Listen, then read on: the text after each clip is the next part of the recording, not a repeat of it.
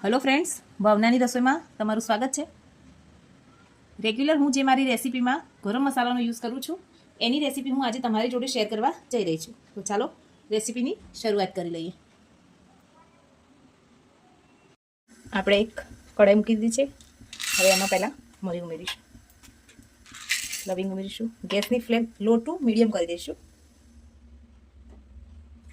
हवे एमां चक्री फूल उमेरीशुं, मोटी इलायची, नानी इलायची, वरियाળી છે।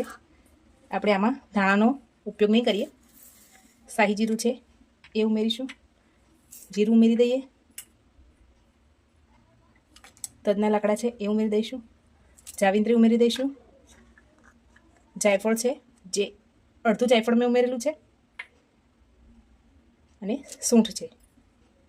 હવે એકદમ લો ફ્લેમ ઉપર આપણે આને શેકીશું। હવે આપણે આમાં દાગ ફૂલ ઉમેરી દઈશું। આને પથ્થર ફૂલ તરીકે પણ ઓળખાય છે। હવે તેજ પત્તા છે એ ઉમેરી દઈએ અને લાસ્ટમાં કસૂરી મેથી। હવે સરસ મિક્સ કરી લઈએ। અને આપણે કલર ચેન્જ નથી કરવાનો, નોર્મલ આપણે હાથથી આ રીતે ચેક કરી અને હાથમાં પકડી શકાય એ રીતનું ગરમ થાય પછી ગેસની ફ્લેમ આપણે ઓફ કરી દઈશું।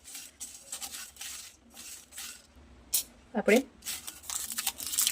જોઈ શકીએ છીએ અને હાથમાં પકડી શકાય એટલા આપણા મસાલા ગરમ થઈ ગયા છે। હવે જે મોટા પત્તાની છે એને થોડા હાથથી જ ટુકડા કરી લઈશું। આપણે આ મસાલા છે એને એકદમ ઠંડા થઈ જાય પછી મિક્સર જારમાં ક્રશ કરી લઈએ। માર્કેટમાં મળતા મોટી બ્રાન્ડના ગરમ મસાલાને પણ ભૂલી જશો એવો આ મસાલો બનીને તૈયાર થશે। તમે જો એકવાર આ મસાલો બનાવી લેશો તો રેગ્યુલર તમે ઘરે જ બનાવશો અને માર્કેટના મસાલાને પણ ભૂલી જશો।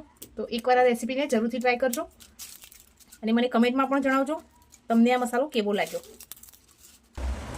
મસાલો આપણો ઠંડો થઈ ગયો છે। હવે એને મિક્સર જારમાં પલ્સ મોડ ઉપર આપણે એને ગ્રાઇન્ડ કરીશું।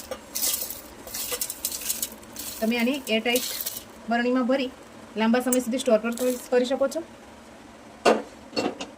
મસાલો આપણો તૈયાર થઈ ગયો છે। હવે એને ચાળી લઈએ। તમે જો દરદરી રાખવા માંગતા હોય તો ડાયરેક્ટ સ્ટોર કરી શકો છો। હું અહીંયા એને ચાળીને યુઝ કરીશ।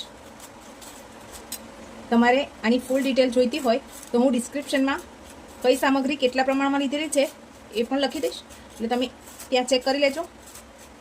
હવે આને ચાળી એક એરટાઇટ કન્ટેનરમાં આપણે સ્ટર કરી લઈએ। હવે આ મસાલાની આવી રીતે બરણીમાં સ્ટર કરી લઈશું। ફ્રેન્ડ્સ, તમને